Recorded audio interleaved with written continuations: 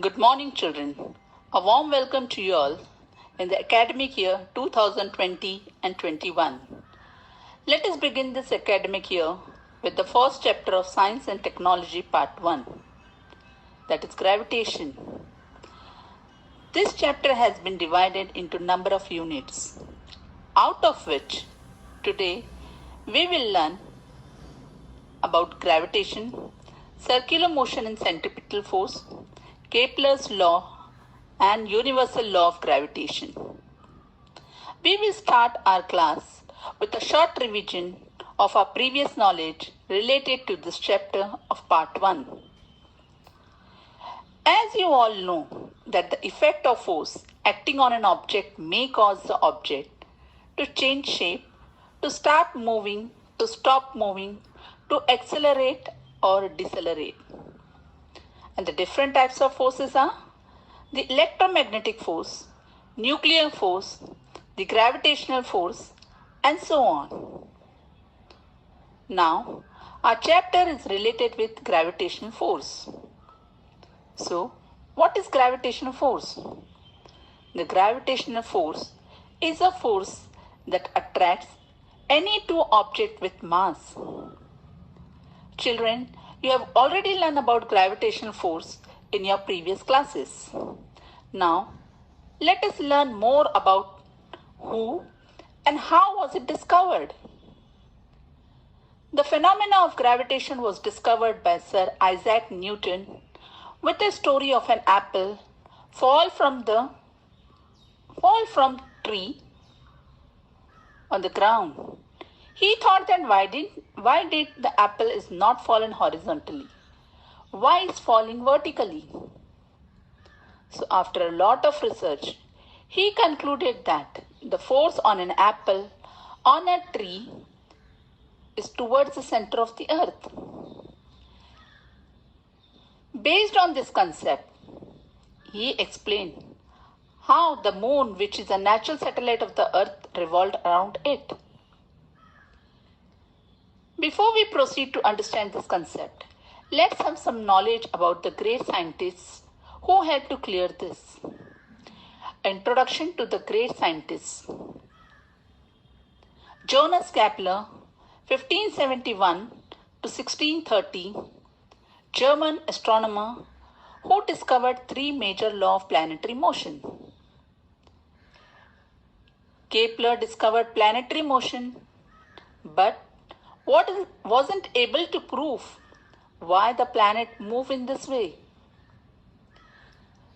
The next greatest scientist of recent time from England was Sir Isaac Newton, 1642 to 1772, provided a more general explanation of the motion of the planet through his theory of gravity.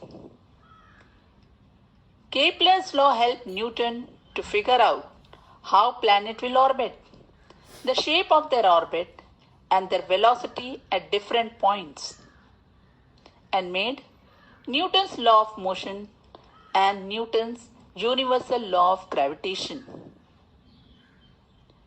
Newton's three laws of motion we have already studied in Standard 9.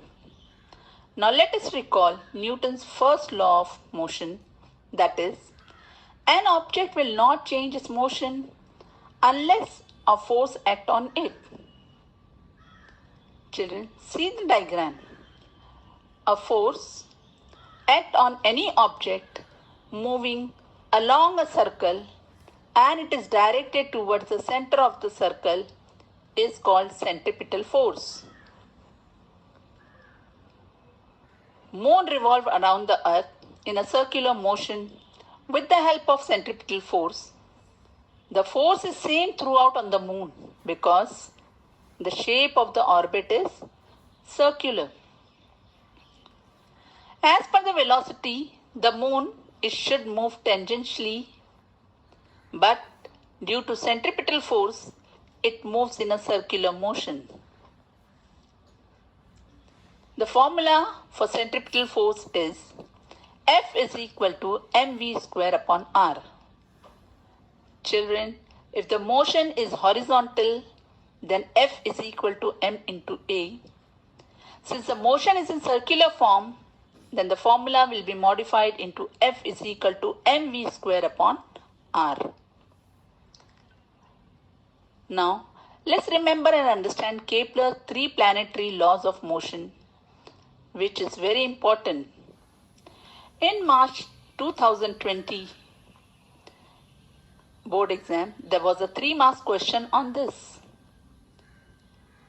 Kepler's first law.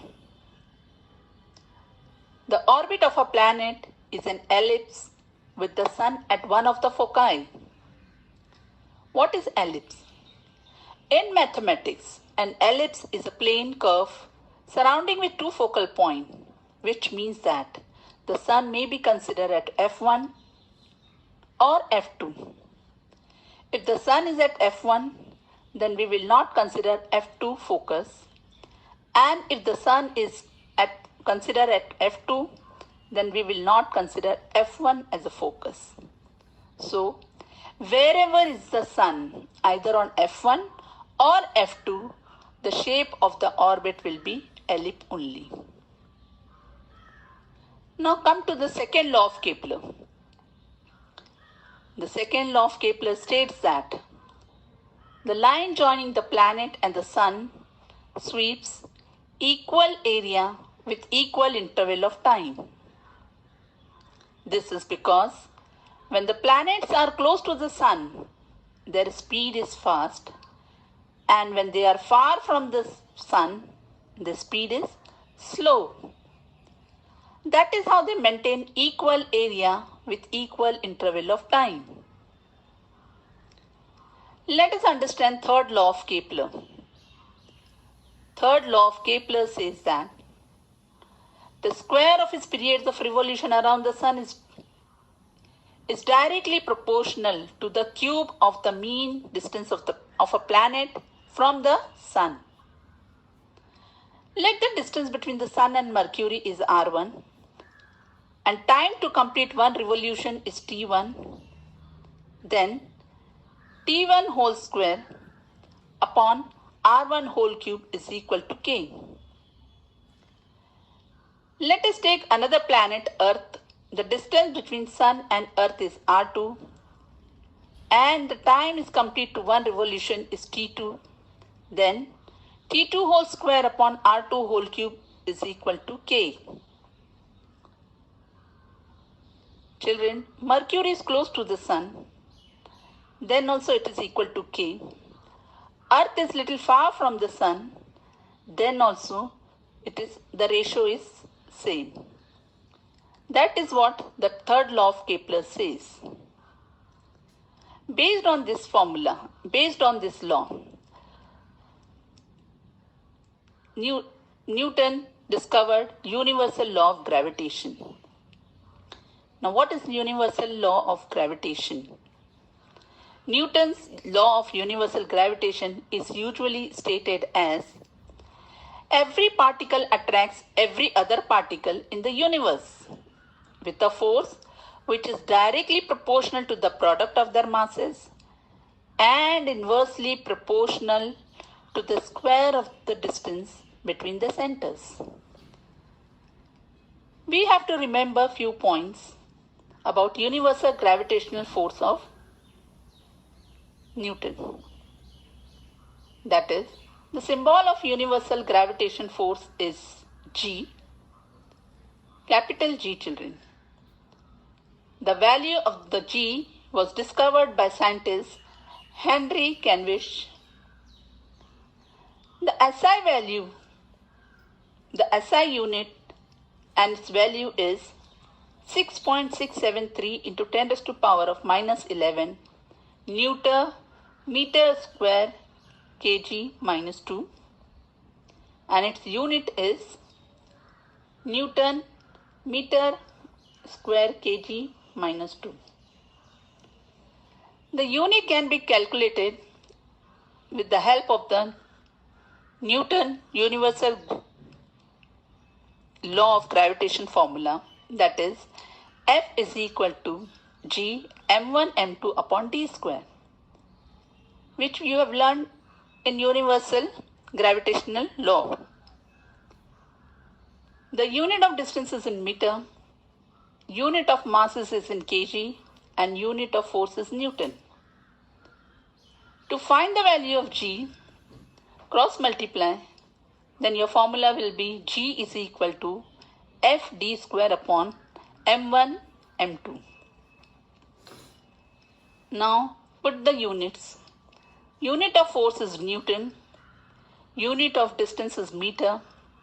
Since distance is square, so we will write meter into meter upon kg into kg.